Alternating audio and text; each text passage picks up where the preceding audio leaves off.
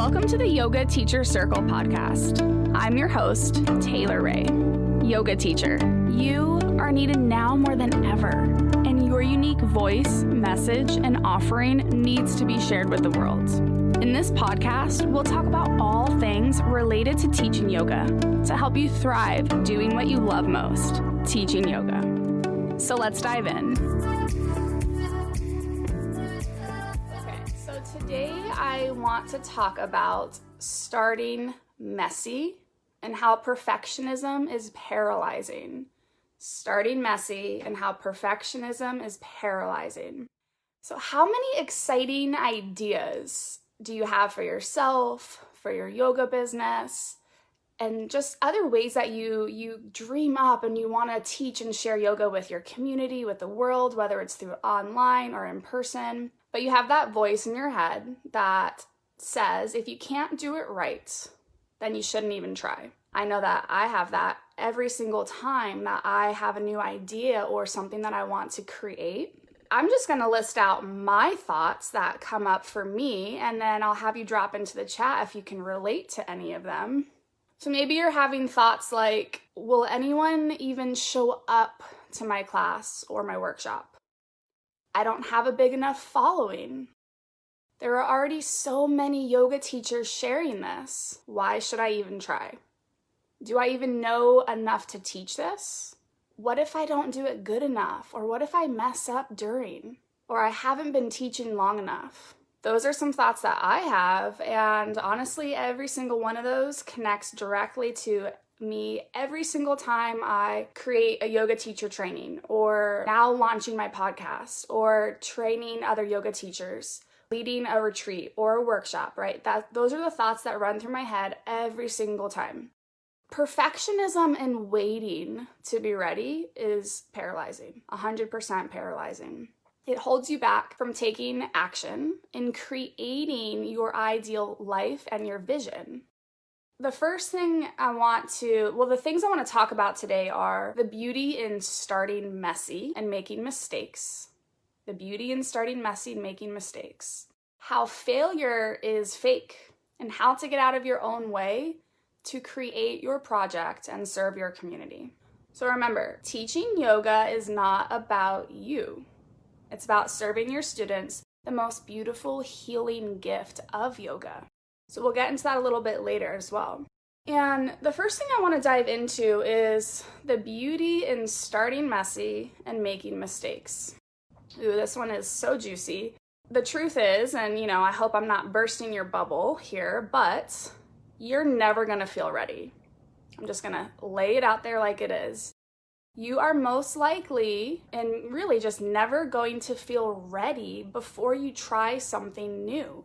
How many of you keep holding off on your next step because you feel like your offering needs to be perfect or you need to feel ready? You're spending all this time in creation mode or in distraction busy mode so you don't actually have to do the thing.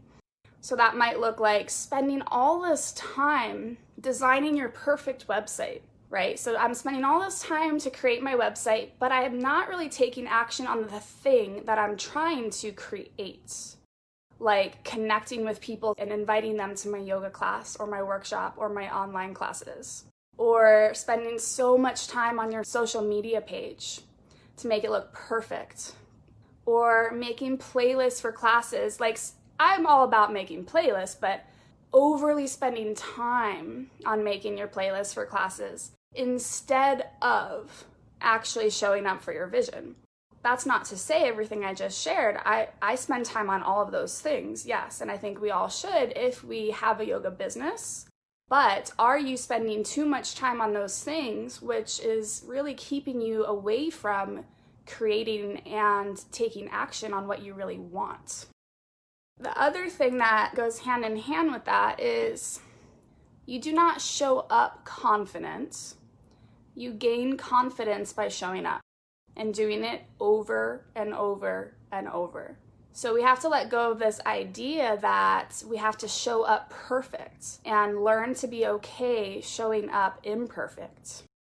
So perfectionism keeps us in hiding and it limits us from expanding into growth And really that growth is how we learn what we're capable of. That messy action and growth and trying something new is how we actually learn what we are capable of. Have you been waiting to feel, this is for my new teachers out there, or maybe you're about to start teaching, or you're still in YTT. I see some of you in the chat are still in YTT right now, which is awesome. So is that you right now? Have you been waiting to feel ready to teach your first yoga class after graduating YTT? And I lead YTTs, and I tell my students this all the time, that you just gotta, like, right after you graduate, just jump right into the fire, teach whoever you can, your friends, your family, because the longer you wait, the harder it is to get back on track, to get back into action and to pursue that. How many of you have this great idea to teach a special event or a workshop or retreats, or build an online business, or to start teaching yoga online, or build an online course maybe, right? We have all these ideas, and an idea is your intuition guiding you. When we get that tap on the shoulder, that whisper that we just can't seem to not think about, it's always there. We have this, we daydream about it, we just constantly think about how awesome that would be. Messy action is beautiful. I have learned to love messy action. Every single thing that I say yes to, I say yes first, and then I figure the rest out. Say yes first, figure the rest out after. So I start, it feels messy, I feel uncertain, I doubt myself, I cry sometimes, I wonder what the hell am I doing? And then I learn as I go along. So I learn through the doing part. And that's with everything I've done, teaching online, running an online business, YTT, podcast, everything. I have this idea, oh shit, that's scary, why should I try to do that? All the doubt comes in, and then I understand that my fear is there, and I just keep going. It's hard, but the more you do it, the more you just see, oh, fear is just always gonna be there. Again, you won't feel ready to show up. You will not feel confident as you start. You've got to start somewhere. And if you're waiting until you feel ready and confident, you're going to be waiting forever, and you're going to miss the boat on the thing that you are passionate about creating. And really, I remember this feeling when I was sitting with that. I remember this feeling of not pursuing my goals, my vision, my fear really paralyzed me. And how icky does that feel in your body to wait around, to sit with so many great ideas, but to not act on them, to never see them manifest into your reality? It feels horrible, for me at least. And you know that you're meant for more. You know that there's this thing inside of you burning to bust through into the world, but you're not taking action to create it. And the thing that I've learned too is no one is going to hand it to you. Okay, so no one will hand it to you. You've just got to start on your own.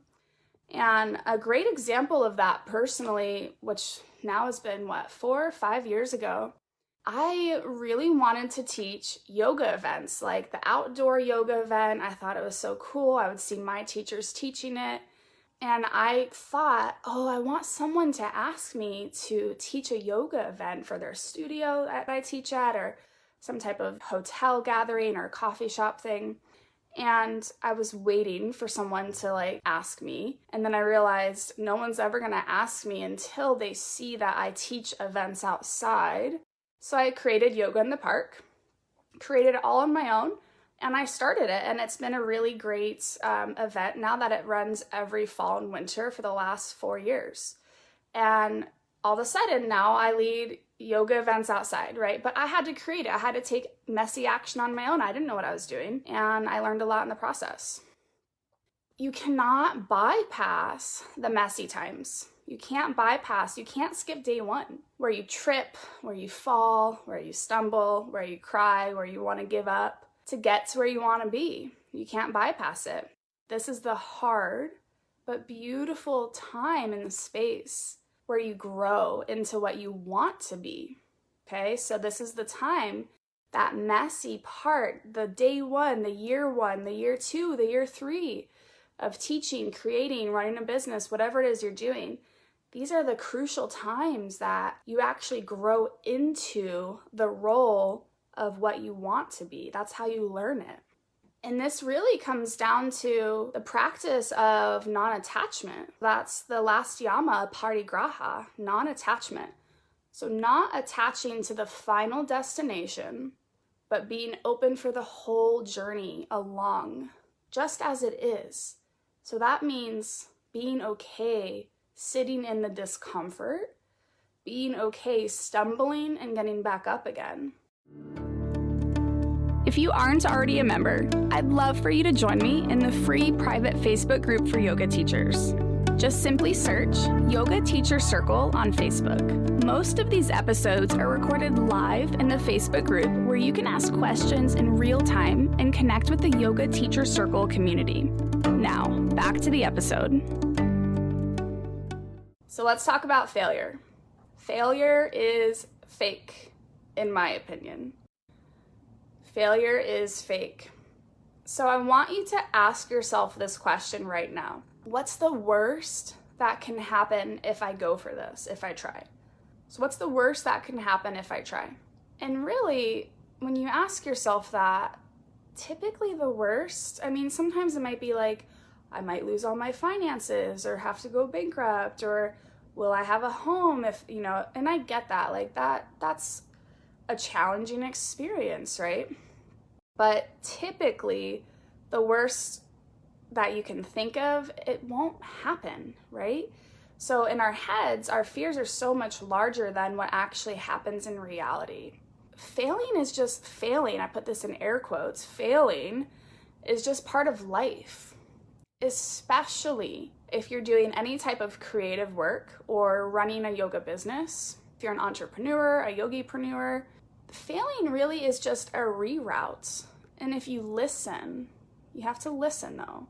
So you have to be able to tap into intuition to listen in and then take aligned action. And failing, like I said, failing is really just a reroute. It's a pivot into what is actually aligned for you. I don't think that anything is a failure because it just keeps directing you to your path. So even if you have this great idea and you pursue it and then it turns out, oh, that wasn't the thing for me, but it ends up helping you to say, oh, that wasn't the thing for me, so now I'm gonna go here and create this thing, and then I'm gonna go here and create this, and then it keeps directing you to what's really meant for you, what you're excited about, what your purpose is. For me, I now don't believe in failure, but when about 9-ish years ago, I totally thought that I failed at teaching yoga. And a little bit of my story, short version, I'm very open about my story with addiction. I'm 8.5 years sober right now. But the first time I went through my first 200-hour YTT 9.5 years ago, I was 10 months sober for the first time. And the very last day of YTT, well, first of all, I had extreme anxiety at that time. I was so scared of anyone seeing me, talking to me. I was terrified at the idea of teaching yoga, of being seen, of speaking to people. And it gave me so much anxiety, and it was very, very scary and paralyzing. And the last day of my 200-hour YTT, I was in New York for it. Everyone in the group went out to celebrate. I was sober, and by the end of that night, the server was walking around the table to take orders. Everyone was ordering a drink, and within that 2 minutes of her ordering, I chose in my head that I've been doing great. Yeah, you can have a drink, it's fine, you're doing awesome. So I relapsed the same day I graduated my first YTT. And I felt horrible, and then it spiraled me into about a 4-month relapse while I started teaching yoga also. And it was the worst experience of my life. I felt like a total fraud. I had severe depression from it. No one knew that I was in a relapse. I hid it really well. And teaching yoga gave me so much anxiety. I would cry before, I'd cry after. It was really intense. And it was my biggest dream and my biggest fear. So I taught for a month and I quit. I quit because I was like, I cannot do this. I am not meant to do this. I'm not good at this. Why would I even try to keep going? Like, I can't do this. So I quit. I shut that door and I told myself I failed at teaching yoga. And I kept that door closed for about 2.5, 3 years until the universe conspired to direct me back onto that path. I had so much more clarity. I listened and I had to jump into my fear once again. It wasn't gone. I was terrified of teaching.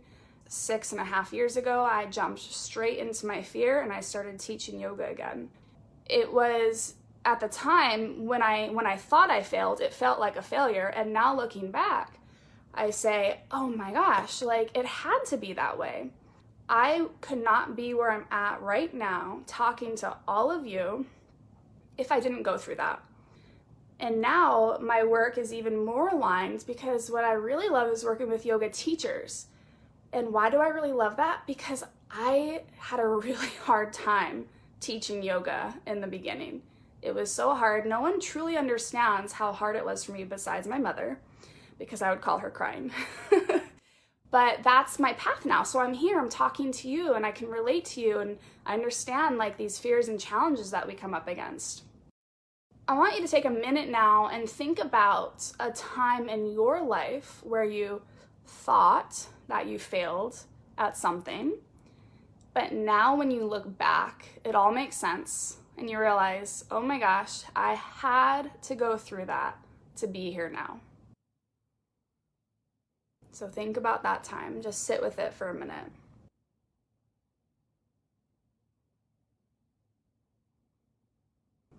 That's a beautiful time. It's a beautiful time, and embracing those experiences in life now are just so important to help us grow and to stay aligned and to stay on our path. That takes us into getting out of your own way to serve your community. To create something new, you have to get comfortable being uncomfortable. So you got to get comfortable being uncomfortable. And as I've said this before, fear is going to be right there with you the entire time. And then the next time, and then the next time, and then the next time. So you just got to make space for your fears. Know it'll show up, and once you know that, it gets easier. I mean, it still gets scary, but it gets easier because you know it's just part of the process. And really, what practice is this? This is a niyama. This is tapas. The practice of sitting in the fire of your discomfort, which helps to build discipline to sit in the fire of discomfort. So if you're stuck or you're paralyzed because you're afraid of messing up or afraid that no one's going to show up or you're not ready, you're making it about you. And it's not about you. It's really not about you. It's about serving your students and your community the most beautiful gift of yoga, of healing.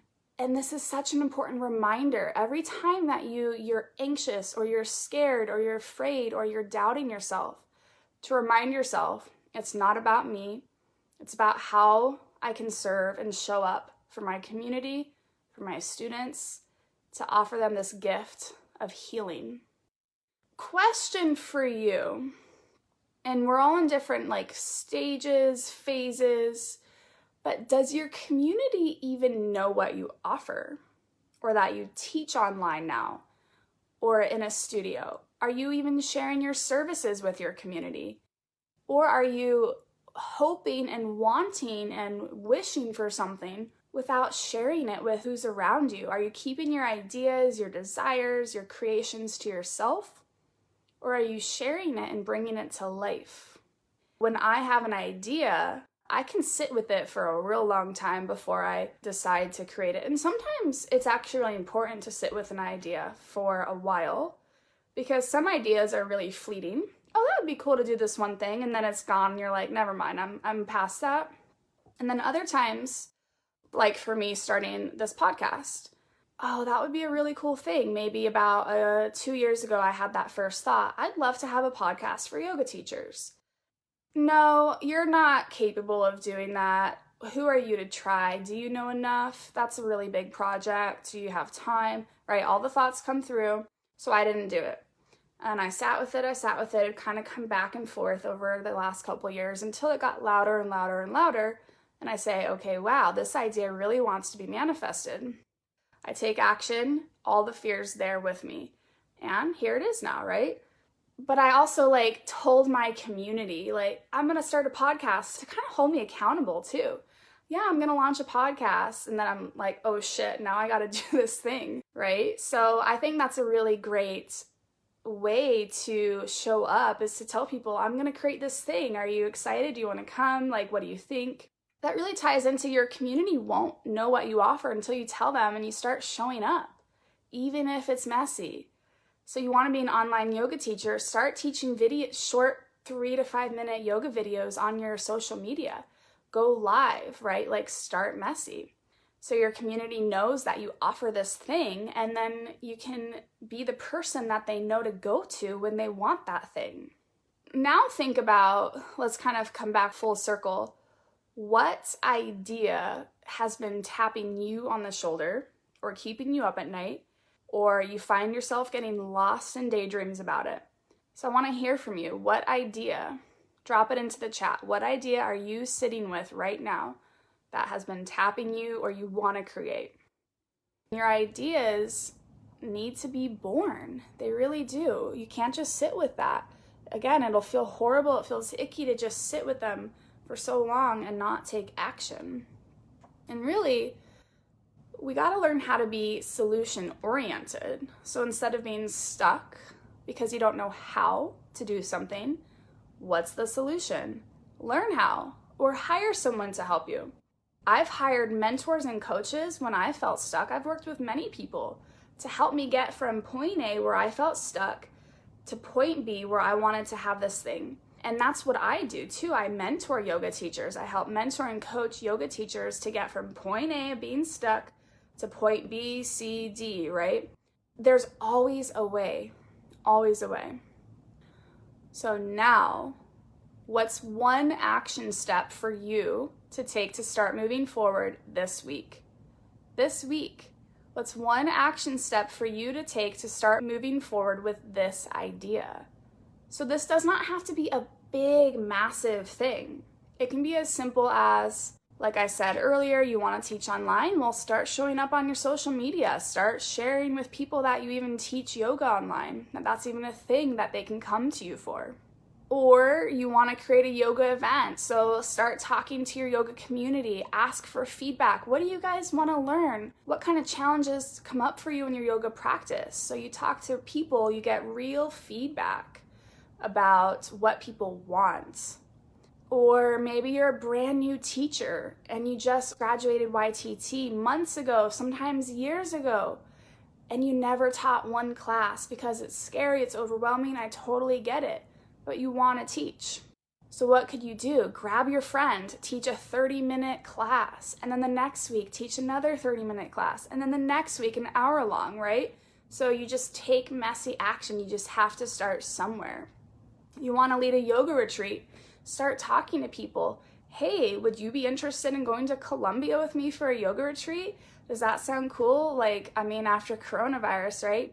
Yeah, you just got to start spreading the word so people even know that that's a thing that you do and they can come to you for. So to end this, let's all just take a deep breath together.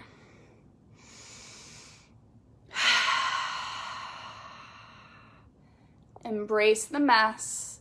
Say yes first and figure the rest out second. Say yes first and figure the rest out second. And take one action step towards your vision this week. Thank you so much for listening in today. I'd love to stay connected with you in between episodes. You can find me on Instagram at Taylor_Ray Yoga and join the free private Yoga Teacher Circle Facebook group, which is full of some pretty awesome and badass yoga teachers.